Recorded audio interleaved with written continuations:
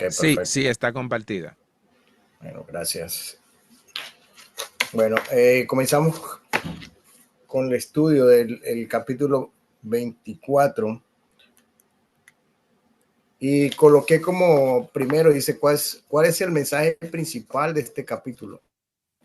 Entonces, aquí tenemos que lo principal, perdón, la ley del divorcio y otras leyes diversas. Escuchar y obedecer a Dios conducirá a la bendición, pero desobedecer conducirá a la devastación y al exilio.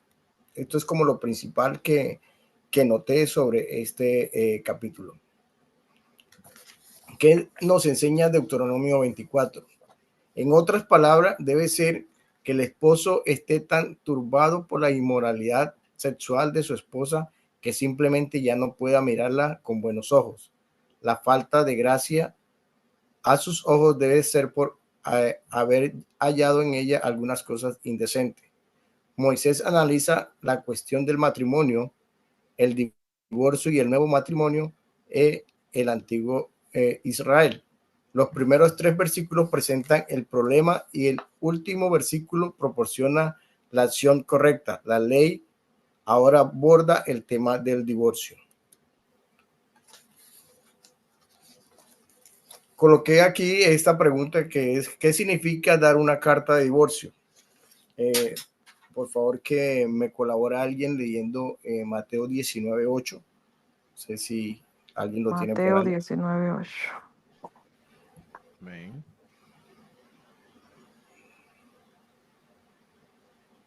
Mateo 19:8. Amén. Él les dijo: por la dureza de vuestro corazón, Moisés os permitió repudiar a vuestras mujeres, mas al principio no fue así. Amén.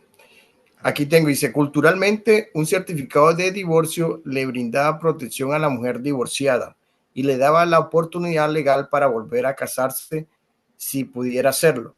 En cambio, el hecho que el hombre volviera a casarse era algo que se asumía y se esperaba como algo normal. Bueno, lo coloqué así porque podemos ver que en el primer capítulo vemos que era una carta de divorcio, prácticamente era una carta que se le entregaba a la mujer que el esposo dejaba, sea por cualquier situación que el esposo hubiera encontrado en la mujer que hubiera sido algo inmoral, algo que el hombre viera que no estaba correcto.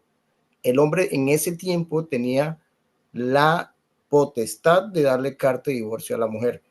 Bueno, antes de comenzar a hablar sobre esto, quiero simplemente aclarar que pues estos son los conceptos que se manejaban en ese tiempo en la Biblia o en esos tiempos. Ya valga la redundancia, pues aparte de lo que cada uno entienda o que cada uno tenga como concepto de lo que es el divorcio o estas situaciones, pues es totalmente diferente. Como una vez, pues el hermano Jorge decía, cada iglesia es como es independiente de esto, pero en ese tiempo lo que mandaba la ley era que el hombre podía dar carta de divorcio a la mujer si el hombre veía que la mujer estaba en una actitud o que veía algo indecente en la mujer. Y también quiero decir de que la carta de divorcio era era un respaldo que le daba también a la mujer para que más adelante la mujer se pudiera casar. Deuteronomio 24 del 1 al 4 dice, cuando algunas tomare mujer y se casare con ella, si no le agradare por haber hallado en ella alguna cosa indecente, le escribirá carta de divorcio y se le entregará en su mano y la despedirá de su casa, y salida de su casa podrá ir y casarse con otro hombre. Esta carta, lo que le estaba comentando, le daba digamos, entre comillas, pues la autoridad a la mujer para que se volviera a casar si pues un hombre la pretendía, y con esta carta de divorcio ella no podía ser discriminada, no podía ser mirado. Ustedes saben que en estos tiempos, pues, una persona que hubiera sido casada y que si el esposo lo dejaba y no le daba carta, era porque digamos, la mujer podía hasta ser, vista muy mal. Entonces, Sí. ya teniendo ella su carta de divorcio, ya ella podía casarse con otra persona. Sí. Deuteronomio 24:5, en la Biblia, hablamos cuando un hombre es recién casado, no saldrá, ya está en el 5. Cuando un hombre es recién casado, no saldrá con el ejército, ni se le impondrá ningún deber, quedará libre en su casa por un año para hacer feliz a la mujer que ha tomado. Y aquí coloqué entre comillas, en otras palabras, de luna de miel por un año. Prácticamente era lo que en ese momento la ley mandaba, de que si un hombre se casaba, tenía como derecho quedarse un año en su casa. ¿Para qué? Para que, primero que todo, digámoslo así, organizara su hogar, pudiera disfrutar de su esposa, ya que en esos tiempos todos los hombres tenían que obligatoriamente ir a la guerra, digámoslo, ser parte del ejército. Digamos, era algo que era un servicio obligatorio, el cual ellos tenían que hacer. Y ustedes saben que si práctica en esos tiempos, cuando había guerras, era prácticamente ir a la muerte, porque ahí o vivía o moría. Entonces prácticamente esa persona, ese hombre que iba a la guerra, no sabía si volvía. Entonces por eso le daban la facultad que si estaba recién casado, le daban ese año para que disfrutara de su hogar, de su familia, pudiera organizar su familia, y ahí sí, cuando ya su familia estuviera organizada, él podría ir y hacer parte del ejército. Yo en este tema, inclusive, quería aportar algo porque tengo de conocimiento que en Israel todavía aplican de que los israelitas tienen que prestar servicio militar, ya que es algo como obligatorio, porque tengo conocimiento por el pretendiente de mi hermana. Él es israelita, y él en este momento, ustedes saben que Israel siempre anda en conflictos con otros países, con sus países vecinos. Él en este momento, él trabaja en la parte de migración de Israel, pero en este momento está sirviendo en el ejército, y es por determinado tiempo que lo necesiten. Ellos tienen que obligatoriamente hacer ese servicio, y él se encuentra en este momento en ese tiempo de servicio al ejército. Entonces, prácticamente han como mantenido esa norma, porque mire que en esos tiempos era obligatorio ir a ser parte del ejército. Pero bueno, ahora ellos lo dan como un tiempo que tienes que tú irlo a prestar, y pues ellos retornan. Digamos, en este caso, mi hermana está esperando que el novio venga del ejército. Entonces, simplemente quería hacer como el paréntesis para demostrar cómo era en esos tiempos y cómo ahorita de pronto se sigue dando en ciertos, digamos, en ciertos términos. Amén. Deuteronomio 24:6 dice: Moisés le dijo al acreedor que no se le permitirá entrar en su casa para tomar la prenda. Esto significa que la prenda se debía ser mutua y que el prestamista no debía aprovecharse de ella. El prestatario debía tener derecho a elegir lo que estuviera dispuesto a proporcionar como garantía del préstamo. En esto habla mucho sobre el derecho que tenía la persona que hacía un préstamo. Si tú hacías un préstamo a cierta persona, tú podías elegir qué prenda daba de garantía para que él supiera que tú le ibas a pagar esa deuda. El que prestaba no podía llegar arbitrariamente, digamos, a la casa y decir: me voy a llevar esto digamos, en cambio de garantía. No, él tenía que esperar que la persona determinaba qué le iba a dar en cambio de garantía del préstamo que le hizo. Entonces era como una regla que se tenía en ese tiempo, y era de bendición a la persona que iba a prestar, que ella simplemente lo que hacía era que esperaba que esa otra persona, que era el deudor, tomara algo y le dijera: no, mira, en caso de la deuda que te tengo, te te entrego esto, ¿para qué? Para que tú lo tengas en respaldo del préstamo que me hiciste. Deuteronomio 24:7 dice, habla sobre el castigo por el secuestro.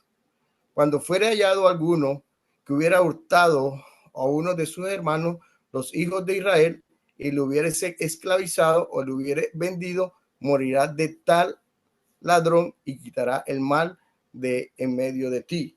El secuestro era un delito común en el Antiguo Oriente, según se desprende de otros códigos legales que legislaban contra esta práctica, tanto de si el secuestrador retenía a su víctima como si la vendía en el extranjero. Se enfrentaba a la pena de muerte. Esto era algo, digámoslo, bastante complicado en ese tiempo, porque prácticamente la persona que era tomada como en secuestro, dice aquí que prácticamente la pena de muerte era para la persona que tomaba a esa persona, o sea, que lo tomaba como secuestrado. Entonces, eso era prácticamente algo que se daba en esos tiempos. Prácticamente era algo que uno ante los ojos de hoy lo ve algo tremendo, ¿no? Pero pues debemos aceptar que en esos tiempos se estaban dando todas estas cosas. Quiero mirar acá, tengo entre mis apuntes, dice...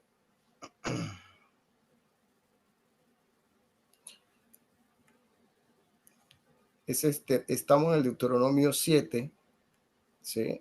Y dice acá, el secuestro era un delito común en el Antiguo Oriente, según se desprendía de otros códigos legales que legislaba contra esta práctica, tanto si el secuestrador retenía a su víctima como si la vendía al extranjero. O sea, si la retenía o si lo vendía, también iba a ser castigado de la misma manera.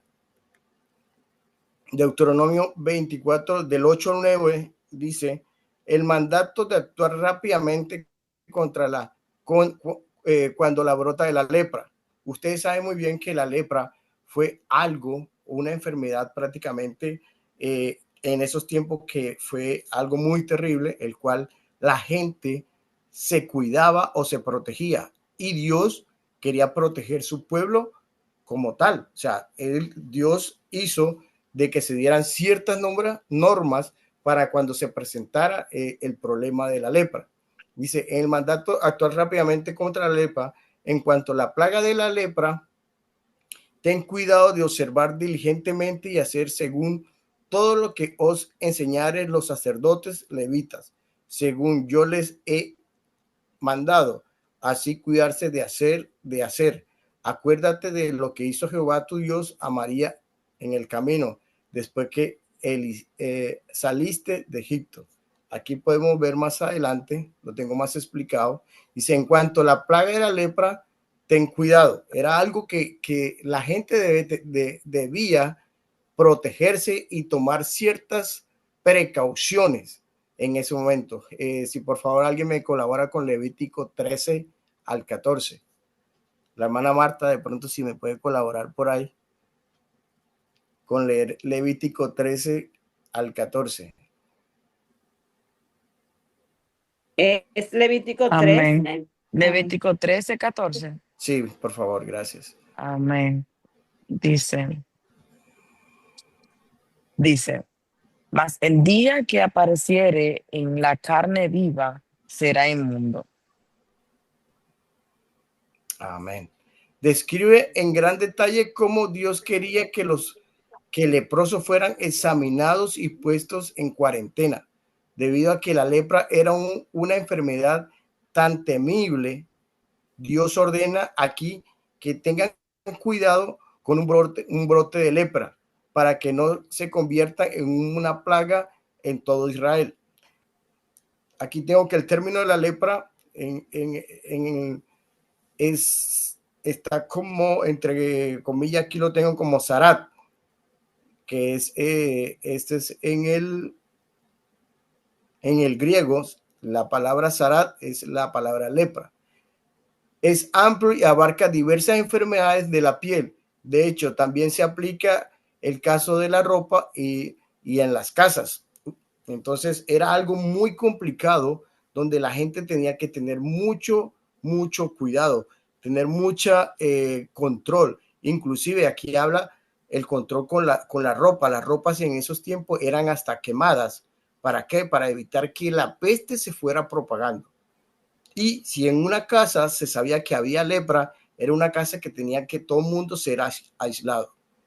Dice, acuérdate de lo que hizo Jehová, tu Dios, a María. En número 12, dice, María llevó a su hermano Aarón a rebelarse contra Moisés, y por ello Dios la hirió de la lepra. Aunque Moisés oró para que se curara, Dios le dejó leprosa durante 7 días antes de curarla, y fue echada fuera del campamento por 7 días. A esto lo podemos encontrar en números 12-14. Si alguien tan prominente como María fue puesta en cuarentena como leprosa, esto demostraba que todos los demás leprosos de Israel también debían ser puestos en cuarentena. Prácticamente era algo sanitario, algo que el Señor lo estipuló para proteger el pueblo de una enfermedad como tal, una enfermedad que podría costarle la vida a muchas personas. Entonces vemos que hasta Dios tiene control de todas estas situaciones y manda que se tomen ciertas medidas. Yo recuerdo cuando todos recuerdan la situación del COVID, más de uno pues decía que eso era algo inventado, algo hecho, pero igual lo estábamos viviendo, era un problema a nivel mundial que teníamos y habían que tomarse ciertas medidas y medidas extremas como las que todos vivimos, que fue el cierre de aeropuertos, que no podíamos salir. ¿Para qué se tomaron todas esas medidas? Para controlar que un virus se expandiera tanto como se volvió y que muriera tanta gente. Igual murió demasiada gente, pero para que nosotros entendamos de tal manera que hasta Dios en esos tiempos tomaba cierta medida para que cuidar su pueblo. Entonces, si Dios lo hacía en ese tiempo, imagínense en estos tiempos, ¿por qué nosotros no lo vamos a hacer? Entonces, de pronto, en eso, ahorita yo reflexionaba y decía, bueno, hay tanta gente que cuando el tiempo del coronavirus, más de uno decía, no, que esto era diabólico, que ponerse inyecciones. Cada quien lo miraba como lo pensaba, pero eran medidas que habían que tomar y de pronto pues la gente no lo mirábamos en ese tiempo así. Seguimos. Deuteronomio del 10 al 13, dice, manejar una prenda correctamente.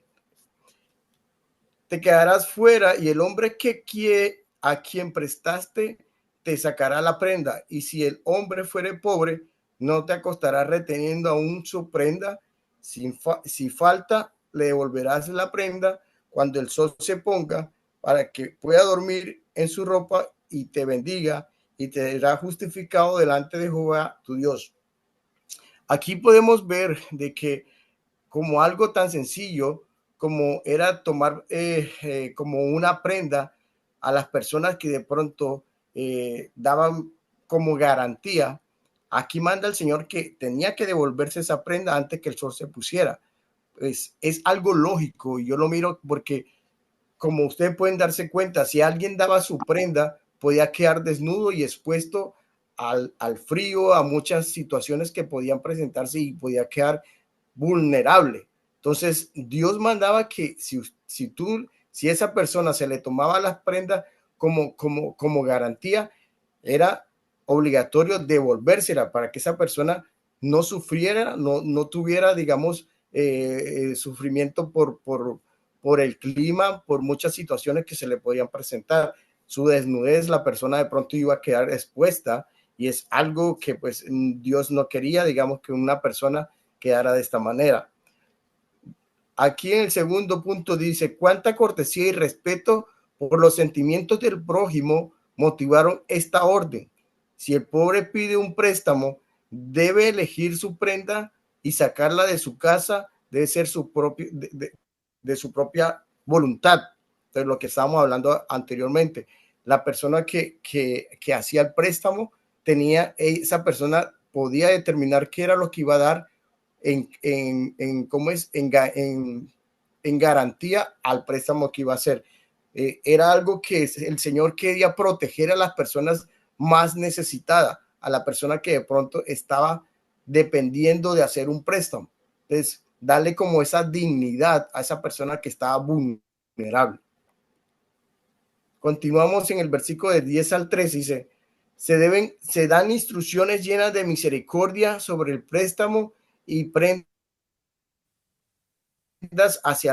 y se disponía que nada que fuera realmente necesario para el bienestar de alguien debería ser retenido. Después del puesto del sol, no se debía oprimir a los necesitados. Aquí seguimos hablando de la misma situación, de que las personas fueran protegidas o que no se le podía quitar algo que fuera necesario para esa persona. Dice, en varios casos los judíos actuaron en contra de esta regla y el profeta Amós lo reprendió duramente por ello. Eso lo podemos ver en Amós 2:8. ¿Alguien me colabora con Amós 2:8, por favor? Amén. Sí, Amós 2:8. Sobre las ropas empeñadas se acuestan junto a cualquier altar, y el vino de los multados beben en la casa de sus dioses. Amén. Esto aquí nos habla que ellos inclusive tomaban las ropas prestadas y se quedaban con esas ropas, y era algo que Dios lo estaba prácticamente denegando, que ya no, eso no se debería hacer con esas personas. Del 14 al 15 podemos ver, Deuteronomio 14 al 15 dice, no oprimirás al jornalero, pobre y menesteroso, ya sea de tus hermanos o de los extranjeros que habitan en tu tierra, dentro de tus ciudades. En su día le darás su jornal. No se pondrá el sol sin dárselo, pues es pobre y con él sustenta su vida, para que no clame contra ti a Jehová y sea en ti pecado.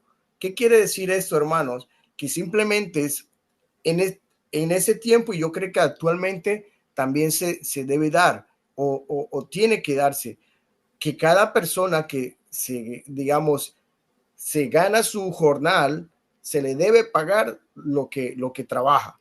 Cada persona que se esfuerza por llevar su sustento a su casa, se le debe pagar lo que trabaja. En ese tiempo, por eso Dios ya lo determina y lo pone como orden, de que si usted va a trabajar, su empleador tenía que pagarle inmediatamente se terminara el día. ¿Para qué? Para que si esa persona no llegara a la casa sin el pan o sin el sustento de su familia, y obvio, él tenía el derecho de clamar a Dios para que esa persona, clamando a Dios, iba a tener el respaldo de Dios, y el que iba a caer el pecado era sobre la persona que no le diera su salario. Entonces, aquí como segundo hecho, dice el hecho de que una persona fuera solo un asalariado, que aquí tengo la palabra sakir, que es en hebreo, es decir, es un estatus socioeconómico inferior, no era excusa para negarle sus derechos. De hecho, tenía tal estatus ante Dios que podía y debía clamar a él contra el patrón tacaño y deshonesto, invocando así el juicio de Dios sobre él. O sea que era legal. Si el patrón a usted no le pagaba, usted podía pedirle a Dios que cayera el furor de Dios contra ese patrón que no le pagara. Ojalá pues en estos tiempos fuera casi así. He visto casos donde es tremendo, y lo he visto mucho acá en estos países. Yo estoy en Canadá, si de pronto no tienen conocimiento donde estoy, y lo veo más que todo saliéndonos del tema, ¿no? De pronto, para ser un poquito más explícito, lo veo uno tanto en personal latino, digamos que prácticamente al propio latino lo tratan como de engañar todo el tiempo.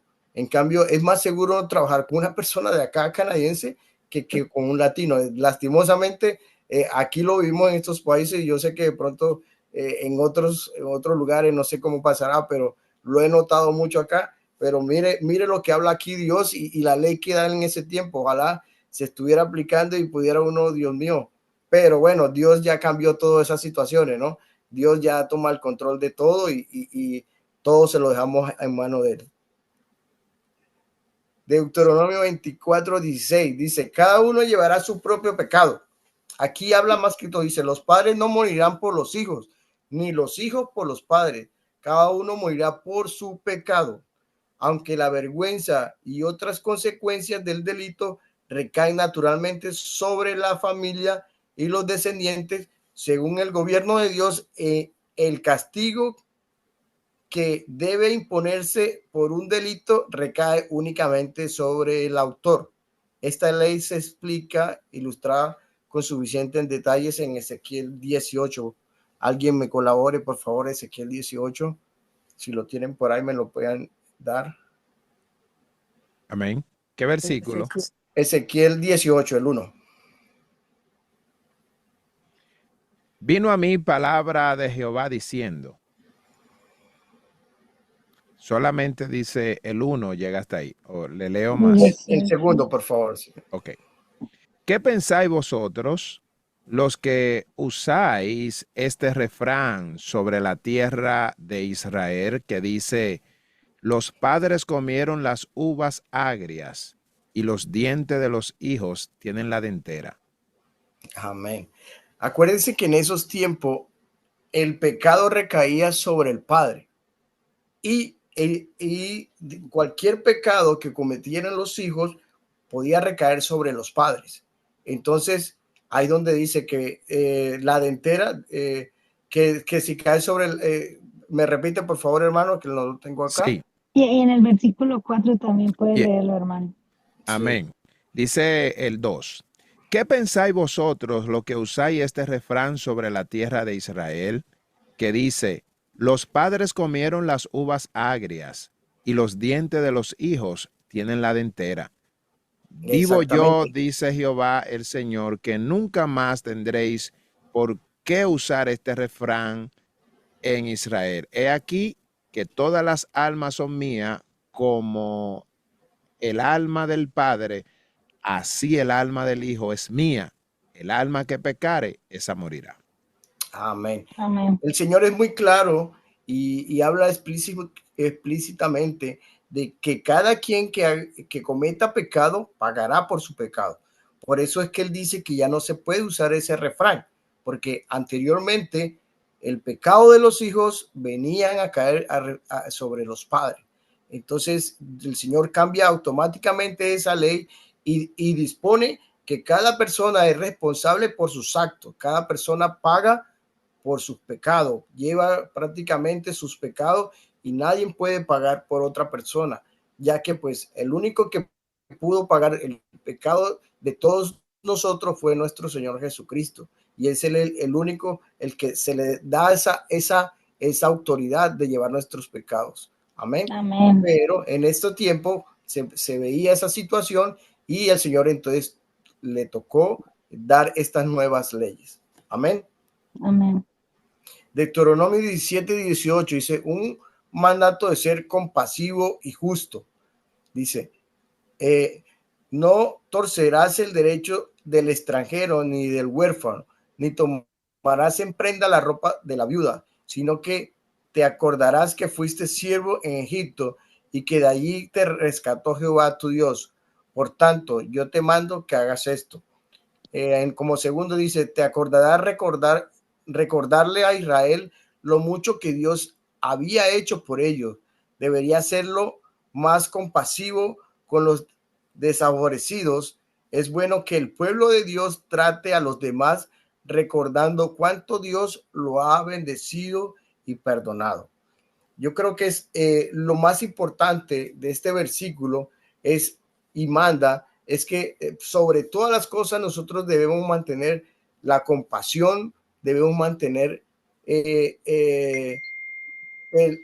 la humildad con el prójimo. Y Dios mandaba en ese tiempo y recordaba de a dónde había sacado a Israel, de dónde venía Israel y todo los beneficios que el Señor le dio a Israel durante todo ese exilio que tuvo mientras salió de la tierra de Egipto. Entonces, por eso él recalca todo esto, para que así como él ha sido benevolioso con el pueblo de Israel, ellos fueran benevoliosos con todas las personas, inclusive con los extranjeros. Entonces, el Señor le recalca mucho esto en este versículo. Amén. Aquí lo tenemos otra vez, dice Deuteronomio 18. Mas acuérdate que fuiste siervo en Egipto, y de allí te rescató Jehová, tu Dios. Por tanto, yo te mando que hagas esto. O sea, el Señor lo recuerda y le dice a ellos de a dónde los ha sacado. Deuteronomio 22, deja algo de la cosecha para los pobres. Dice así: cuando ciegues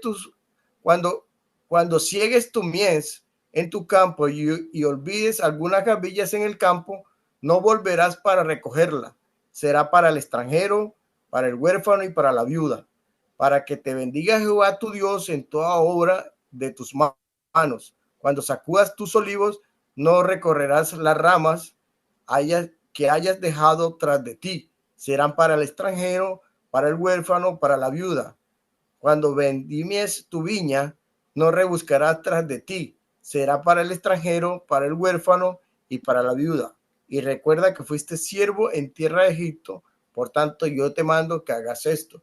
Es recordando nuevamente el Señor, y me gusta mucho porque él prácticamente aquí determina que todo lo que se haga en la siega, y inclusive por aquí saqué el significado de la siega, se los voy a dar.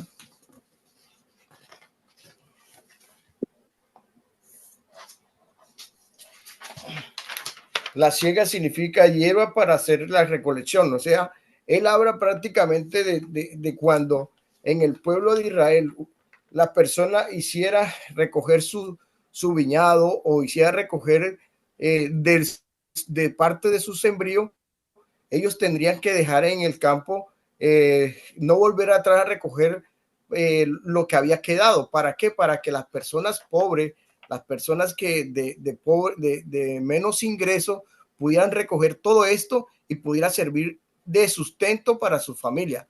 O sea que prácticamente es como darle la mano a los pobres en ese momento. De las mismas cosechas que habían ellos tenido, se le ordenaba que lo que no se recogiera, o lo que de pronto sobraba de las cosechas, los pobres tenían el derecho de ir a recoger esto para que ellos pudieran con esto pudieran digamos valerse o tener para su propio sustento cada familia. Por eso acá dice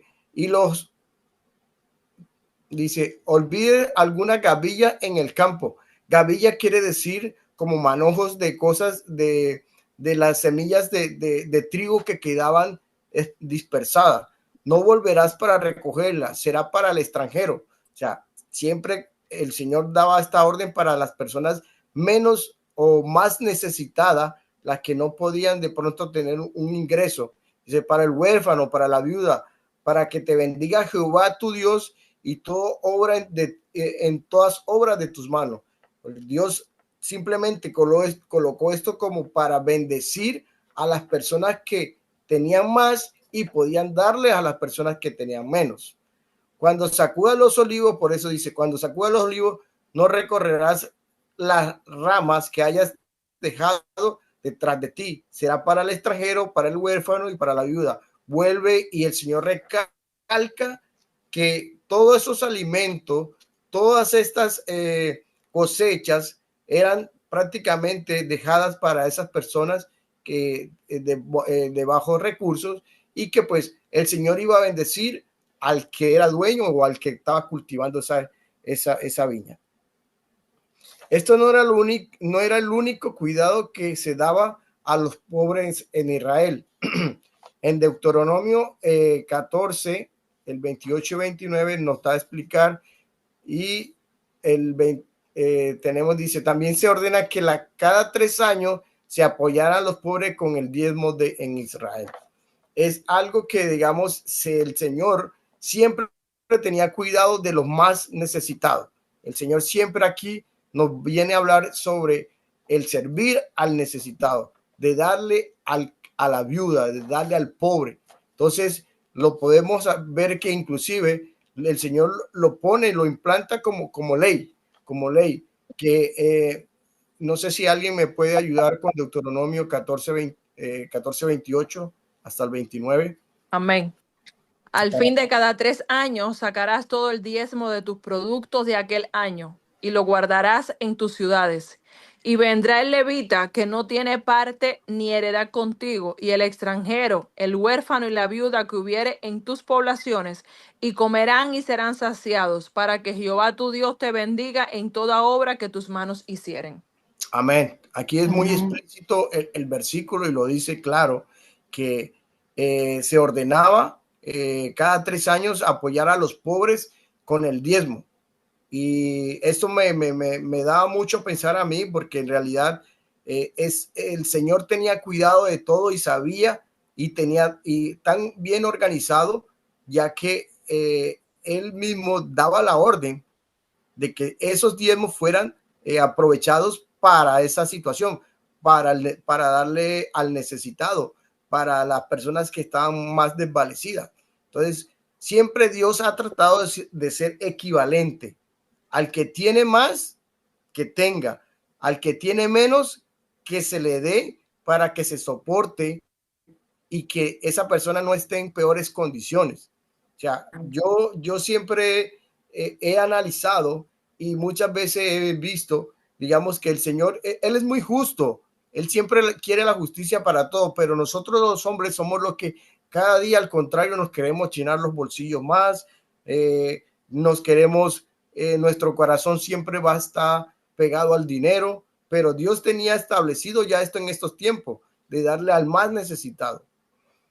Aquí tengo esto. Esto permite al receptor salvar su propio honor y al mismo tiempo liberaba al terrateniente de cualquier sensación de control arrogante sobre las vidas de aquellos que dependían de él. Prácticamente era la forma de que la persona que tenía más, haciendo estas obras y sosteniendo al que no necesitaba, era algo que le servía como para sentirse satisfecho de que estaba haciendo algo por los demás, algo que el Señor lo iba a bendecir, algo que el Señor le iba a, a recompensar por esas acciones que él tenía con las personas más necesitadas. Entonces, aquí el Señor nos lo puede dar a entender de esa manera. Como conclusión, hermanos, se habló sobre el divorcio. ¿Sí? Hablamos sobre el divorcio, que si un hombre se casa con una mujer y no le agrada, puede despedirla con una carta de divorcio. Una vez divorciada, la mujer puede casarse con otro hombre, pero en su primer marido no puede volver a casarse con ella. Esto se considera abominación delante de Jehová. Quiero explicar que de pronto no abunde en este punto, pero lo que trata de decir aquí era que el hombre que le daba carta de divorcio a la mujer, si la mujer se volvía a casar y de pronto el esposo de esa mujer moría y quedaba otra vez, digamos, viuda o digamos, el primer esposo no podía volver a casarse con ella porque prácticamente era abominación. Entonces aquí quedó muy claro y establecido por el Señor en esos tiempos. También hablamos sobre la muerte. Los padres no morirán por los hijos, ni los hijos por los padres. Cada uno moría por su propio pecado. Ya lo discutimos y lo aclaramos, que el Señor ordenó que cada quien prácticamente por lo que hiciera iba a ser juzgado, iba a ser condenado. En este caso, pues, con la sentencia de la muerte, que ustedes saben que en ese tiempo muchas cosas se pagaban era con muerte. En la siega, si se olvida alguna gavilla en el campo, se debe dejar para el extranjero el huérfano y la viuda. Esto se hace para que el Señor bendiga todo trabajo de las manos. O sea, el Señor bendecía a todas esas personas que tenían esos grandes viñedos, esos grandes cultivos, y les daba a la oportunidad a los que no tuvieran de que pues pudieran mantenerse y de pronto saciarse de pronto con esos mismos, con la digámoslo, con lo que pudieran recoger en esos tiempos. Bueno, hasta aquí, hermanos, mi parte prácticamente del capítulo 24, y tengo pues ya aquí conmigo unas preguntas que para dar. Amén, amén. Para que se despierte más de uno. Amén. Activo, activo, activo. Vamos a activar la gente. La pregunta número 1 la dejo ahí a decisión del que la sepa. Dice, ¿qué significa dar carta de divorcio y por cuáles razones se podrían dar? A ver, alguno que me responda a esa pregunta. Dice que si la mujer no le agradaba, si la mujer no le agradaba, por haber hallado en ella alguna cosa que ya indecente, dice que le escribía carta de divorcio y se le entregaba en la mano y la despedía. Amén, amén, La amén. despedía de su casa. Era un documento escrito Amén. que el hombre le daba a la esposa, a la mujer, para divorciarse. Y según la ley, podía darse la carta de divorcio por varias razones. Podían darla por infidelidad, por desobediencia, incluso porque las mujeres no daban hijos, Exacto. por esta razón. Y porque la aborreciera simplemente. Exacto. Exactamente. Eso era algo, digamos, que está establecido en esos tiempos. Si no ¿No le le gustó? agradara, eso es lo único que dice. Si no le agradara, si no le gusta, pues él podía darle carta de divorcio. Él tenía la facultad en ese tiempo de hacerlo.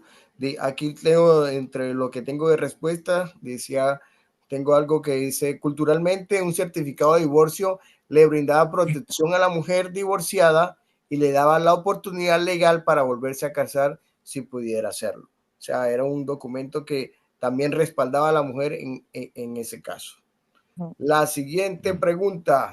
Perdón, hermano, quería agregar algo ahí referente a esa carta claro, de hermano. divorcio.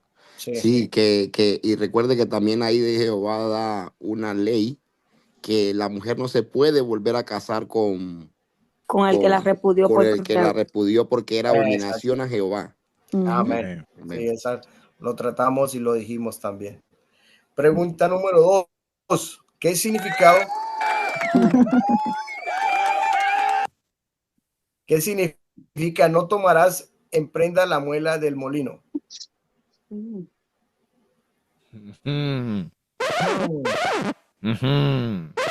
Ahí lo agarramos.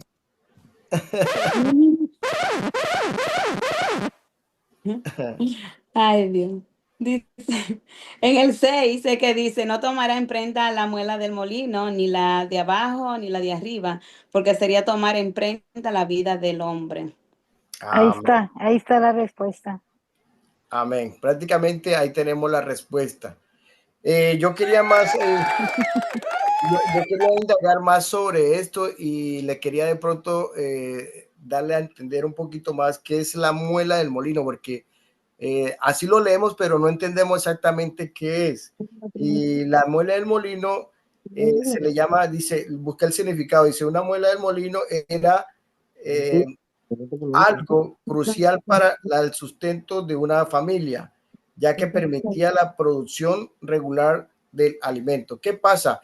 En esos tiempos, un molino era donde se trituraba los alimentos. Era como especie de, como una rueda donde... Ellas usaban para el café, para moler el café. Para moler, exactamente, todavía hay trigo. Y eso prácticamente era lo que ellos tenían para poder subsistir. O sea, sin ese instrumento la persona no podía hacer de comer. Dice que era Entonces, esencial para la esencial. supervivencia. Exactamente. Amén, amén, amén. Entonces, por eso decía que tú no le podías tomar prestado la muela, porque si De molino. de la muela del molino es una parte o una pieza de ese molino, porque prácticamente él va a quedar sin con qué moler su alimento. Entonces es exactamente algo como algo de supervivencia que no se podía hacer, tomarse prestado eso. Amén. Amén, amén, amén. Quería agregar una parte y llevar ese punto a lo que es metiéndolo como en un contexto espiritual. Llamémoslo como, ¿recuerdan la parábola de las virgen, ¿cómo? Las 10 vírgenes. Las 10 vírgenes, ¿ya? Ya que las 10 vírgenes tenían que tener su lámpara encendida con aceite para el momento en que viniera el Señor, tener aceite en sus lámparas. Eso es, en el tiempo atrás, no podría quedarse, digamos, un hogar sin ¿cómo le diré? Sin el aceite. Esa La muela. herramienta importante para Sí. poder amasar sus alimentos y todo lo que podrían hacer con ellos, ¿ya? Entonces era importante, y si alguien se lo quedaba, prácticamente estaría dejando como desamparado a esa familia. A esa Amén. otra Amén. familia, exactamente, Sí. correcto. Estaba Amén. muy valedero ese aporte, porque es prácticamente la misma situación. Amén.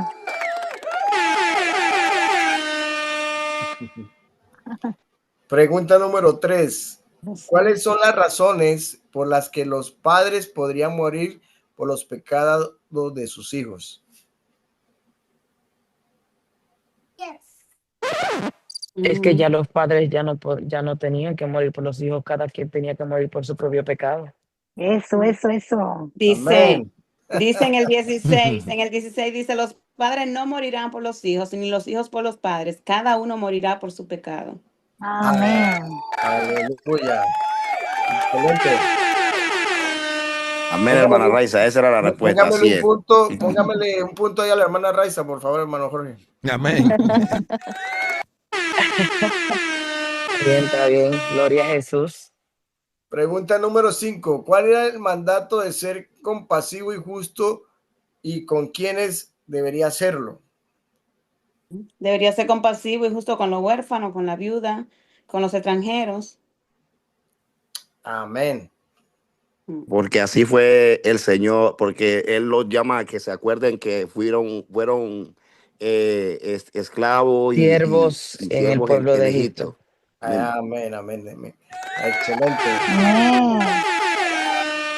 Aquí tengo la respuesta. No torcerás el derecho del extranjero ni del huérfano, ni tomarás prenda la ropa de la viuda, sino que te acordarás que fuiste siervo en Egipto y que de allí te rescató Jehová tu Dios. Por tanto, yo te mando que hagas esto. Esa es la respuesta que todos hemos dado. Excelente, hermanos, por su participación. Amén. Gloria a Y Dios. la última pregunta: ¿con quién debían dejar algo de la cosecha para compartirlo? Bueno, para la viuda, el extranjero, el huérfano. Eso. Excelente. Otro punto para Raiza, Otro punto. Es una forma maravillosa de ayudar a los pobres. Gloria a Dios, gloria a Dios. Amén. Dice, era una forma maravillosa de ayudar a los pobres. Ordenaba a los campesinos tener un corazón generoso y animaba a los pobres a ser activos y trabajar por su comunidad. Por su comida. Así los pobres de Israel podían satisfacer sus necesidades con dignidad. Amén. Gloria a Dios. Bueno, este fue el capítulo de hoy, y agradezco, como decía al principio, al hermano Jorge que me dio la oportunidad, y bueno, hasta aquí mis bendiciones. Gracias. Amén. Gloria a Dios. Amén. Dios le bendiga. Dios le bendiga. Amén. Mucha bendición.